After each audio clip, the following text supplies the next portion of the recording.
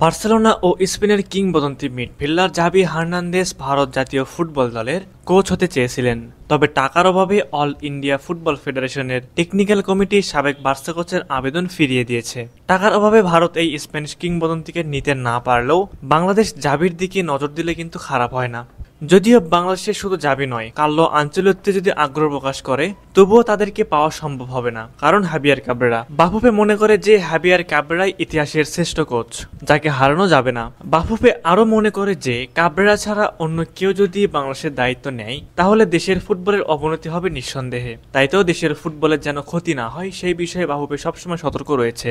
অপরদিকে বাংলাদেশের সাধারণ ফুটবল সমর্থকরা দীর্ঘদিন ধরে আন্দোলন করে যাচ্ছে। তাদের দাবি একটাই, হাবিয়ার কাবরেরাকে যেন দ্রুত বাদ দিয়ে জাভি হার্নান্দেজের মতো কোচকে নিয়োগ দিতে পারে। আমাদের পার্শ্ববর্তী দেশ ভারত জাভিকে পাওয়ার সুযোগ হারিয়েছে, সেই সুযোগকে যদি বাফুফে কাজে লাগাতে না পারে তাহলে হতাশ হওয়া ছাড়া আমাদের আর কিছুই করা থাকবে না। জানলে অবাক হবেন যে ভারতের কোচ হতে আবেদন করেছিলেন জাভি হার্নান্দেজ, টাকার অভাবে না করে দিয়েছে ফেডারেশন। ভারতীয় সংবাদ মাধ্যম টাইমস অফ ইন্ডিয়া বরাত দিয়েছে, বিখ্যাত ক্রীড়া সাংবাদিক ফাব্রিজিও রোমানোকে জানিয়েছেন আর্থিক শর্ত পূরণে অপারগতার কারণে জাভির আবেদনটি ফিরিয়ে দিয়েছে অল ইন্ডিয়া ফেডারেশন। জাভির সর্বশেষ কোচিং ক্যারিয়ার ছিল বার্সেলোনা ডাগআউটে। 2021 সালে ক্লাবটির প্রধান কোচ হিসেবে দায়িত্ব নেওয়ার পর 2024 সালে ট্রফিবিহীন এক মৌসুমের পর তাকে ছাঁটাই করে বোর্ড। এর আগে 2019 থেকে 2021 সাল পর্যন্ত কাতারের ক্লাব আল সাদের কোচ ছিলেন তিনি। সেখান থেকে শুরু হয় কোচিং ক্যারিয়ার। খেলোয়াড় হিসেবে 2019 সালে কাতারের ক্লাবটিতেই শেষ করেছিলেন নিজের বর্ণাঢ্য ফুটবল জীবন। বার্সেলোনা জার্সিতে 8টি লা লিগা এবং 4টি চ্যাম্পিয়ন্স লিগ জেতা জাভি ছিলেন পাশের রাজা হিসেবে খ্যাত।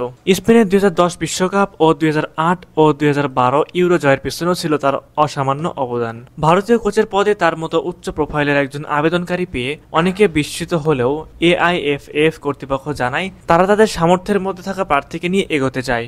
সম্প্রতি এক ভার্চুয়াল বৈঠকে এআইএফএফ টেকনিক্যাল কমিটি 170টি আবেদন পর্যালোচনা করে চূড়ান্ত করেছে 3 জনের নাম। ভারতের খালিদ জামিল, ইংল্যান্ডের স্টিফেন কনস্টান্টাইন ও স্লোভাকিয়ার স্তেফান তারকোভিচ।